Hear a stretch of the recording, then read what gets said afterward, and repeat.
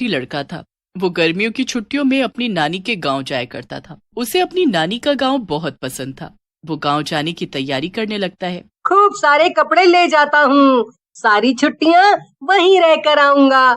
नानी के गांव पहुंचते ही उसकी नानी खुशी से झूम उठती है और उसे जोर से गले लगा लेती है। मेरा बच्चा, मेरा लाडला पोता कितना बड़ा हो गया है। तुझे देखने के लिए आंखें तरस गई थी मेरी। चल अंदर चल, थक गया होगा तू। पता है तेरी मनपसंद सब्जी बनाई है। उसे अपनी नानी के गांव में काफी दिन बीत जाते हैं।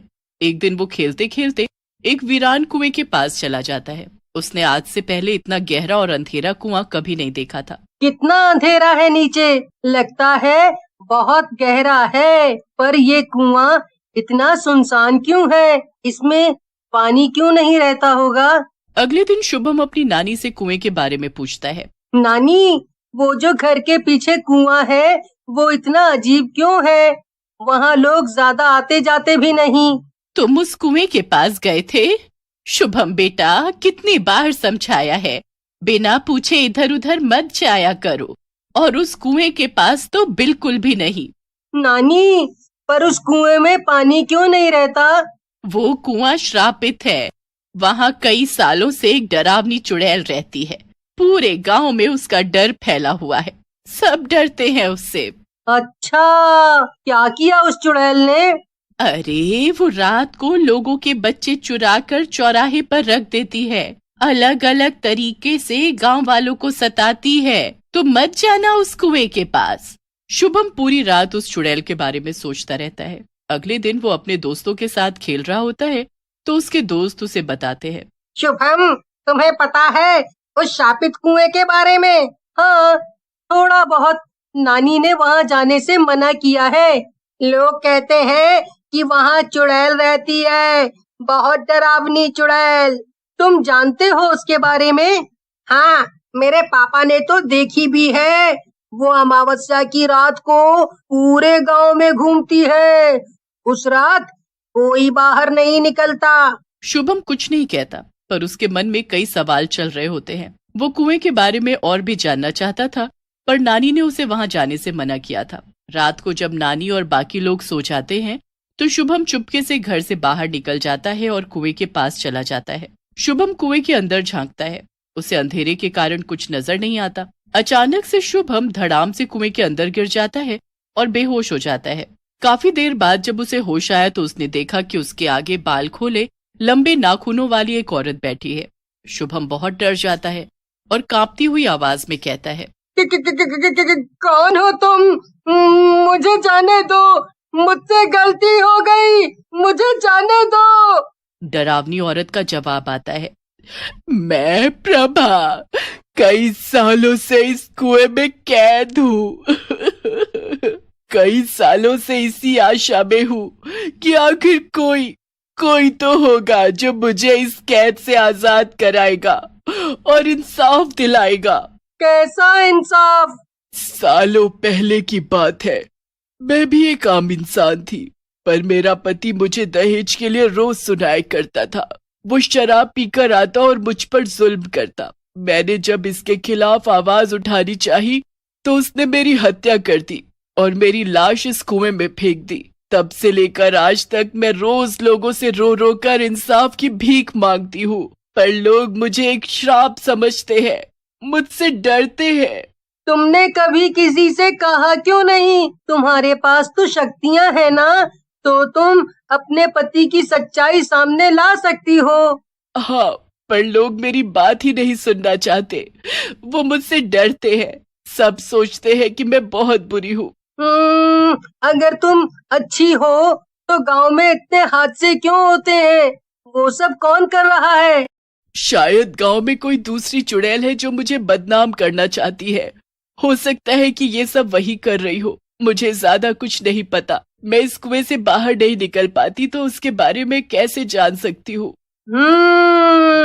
तुम चिंता मत करो, मैं जरूर पता लगा लूंगा कि आखिर ये सब कौन कर रहा है। शुभम उसकी पीड़ा समझता है और मन में उसे इंसाफ दिलाने की ठान लेता है और प्रभा को विश्वास दिलाता है कि वो उसे इंसाफ दिलाएगा। प्रभा उसे कुएं से बाहर जाने देती है। शुभम सब गांव वालों को कुएं का रहस्य बताता है पर कोई भी उसकी बातों पर यकीन नहीं करता।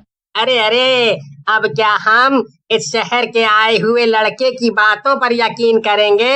हाँ हाँ, बिल्कुल ठीक कहा। हमें अच्छे से पता है उस शापित कुएं की सच्चाई। हमारे गांव का बहुत नुकसान किया है उस चुड़ैल ने। अमावस्या के दिन सब लोगों को डराती है। ऐसा कैसे हो सकता है? वो तो लाचार है। वो भला गलत काम क्यों करेगी? अच्छा, तो गांव में ये सब घटनाएं क्यों होती हैं? कोई जवाब है तुम्हारे पास? गांव वालों की बात सुनकर शुभम और भी मुश्किल में पड़ जाता है। वो सोचता है जब प्रभा अच्छी चुड़ैल है तो आखिर गांव में नुकसान कौन करवाता है, कौन डराता है? ये दूसरी चुड़ैल आखिर है कौन? शुभम अमावस्या की रात को जब सब सो जाते हैं तो वो सच का पता लगाने निकल पड़ता है। उसकी नजर अचानक सड़क पर चलते हुए एक सफेद कपड़े पहने चुड़ैल पर पड़ती है।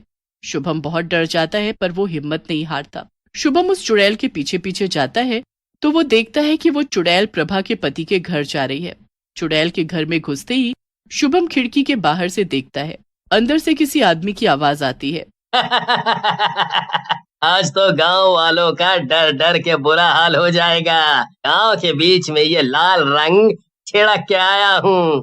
लोग सोचेंगे कि ये खून है और वो फिर से प्रभा की आत्मा को बुरा भला कहेंगे। और पूजा पाठ करके उसकी शक्तियों को और भी कम कर देंगे। अच्छा, आज तक गांव में जो भी डरावने हादसे होते थे वो सब ये प्रभा का पति करता है। इसको तो अब मजा चखाना पड़ेगा। शुभम अगली अमावस्या को फिर से प्रभा के पति का पीछा करता है और रात को गांव वालों को शोर कर करके उठा लेता है। इतने में प्रभा का पति सुरेश पेड़ के पीछे छुप जाता है। सब गांव वाले शुभम की आवाज सुनकर बाहर आ जाते हैं। अरे ओ शुभम, क्या है? तुम आज अमावस्या की रात को बाहर क्या कर रहे हो? ये पूरे गांव में शोर क्यों मचा रखा है? अरे वो चुड़ैल यहीं कहीं होगी। हाँ हाँ, मिलना चाहेंगे अपनी चुड़ैल से। शुभम पेड़ के पीछे से सुरेश का हाथ खींचकर लाता है। सभी गांव वाले ये देखकर हैरान हो जाते हैं। ये है चुड़ैल?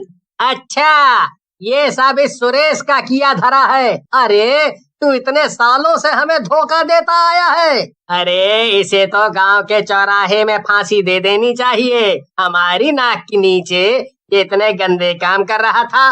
मुझे माफ कर दीजिए, मुझे जाने दीजिए, मुझे जाने दीजिए।